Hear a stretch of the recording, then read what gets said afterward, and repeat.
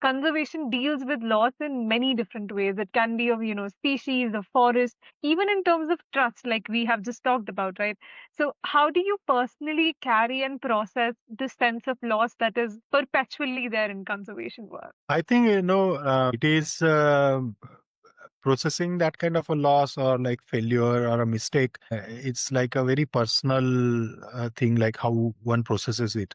I personally are like, governed by the wisdom that I have gained over the past years of having traveled, learned, and also been mentored by quite a lot of people. And I see that, like, you can name examples, like, as I was mentioning previously, Professor Goe's work on wetland restoration that was thrown away by people because of the vested interest. So all the species that were like brought back, they again, like, left the landscape. And or even if, like, recently I was in Papua New Guinea, and there's a guy called Jim. He and his wife has been working with indigenous people there for past like 15, 20 years. At one point of time, he and his wife and their children, they shifted into the indigenous territory. And at one point, they were actually labeled for some misdoing, which was all like fabrication, but they were beaten up. Their house was burnt, and, like, all sorts of experiences that they say.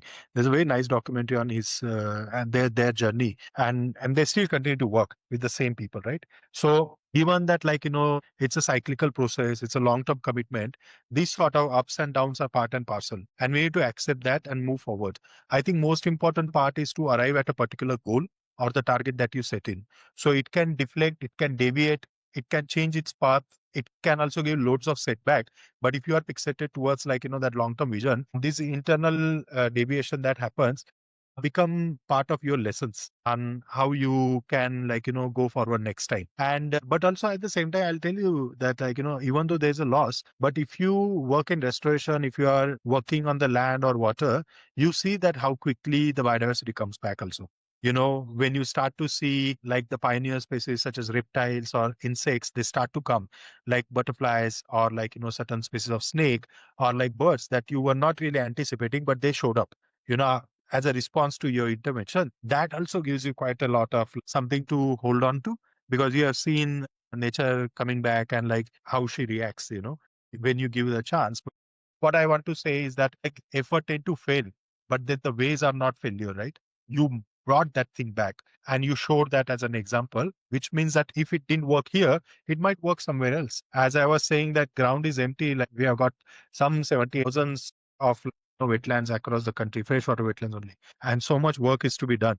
So if it didn't work here, I'm sure there is some better combination of people who pursue these benefits or are really, really suffering through not having maintained their ecologies, and potentially they might, like, show us the path, give us a chance to exercise some of our skills. And that is the part and parcel, I think, we just need to take.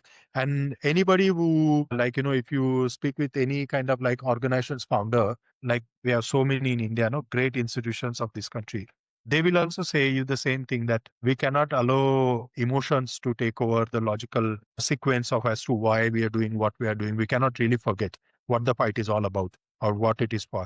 If you forget that thing, then, like, of course the fear will overtake that it is a failure and we might not be able to bounce back. And we are fortunate that, like, some of the colleagues that we have at GroundUp, they carry that kind of wisdom, but also experiences in their own merit that allows them to see a little bit of a hope, a different hope in the way we operate. You know, the periods are long, the commitments are long, which means because it's a new innovative approach, it requires different kind of commitment. And thankfully, we have been so far very fortunate to have such a team members in our entire operations, but also the support from the grassroots organization who allow for this kind of, like, even if there's a failure or things didn't work out the way we wanted to, they are the one who come forward and, like, kind of console us that this is part and parcel. We did this one, we can do even better next time, or, like, we can change our route and try doing things in a different way. There are always bad and good people, there are always bad and good lessons. We to learn from the failures and, like, repackage, repurpose ourselves, refine ourselves during the next time.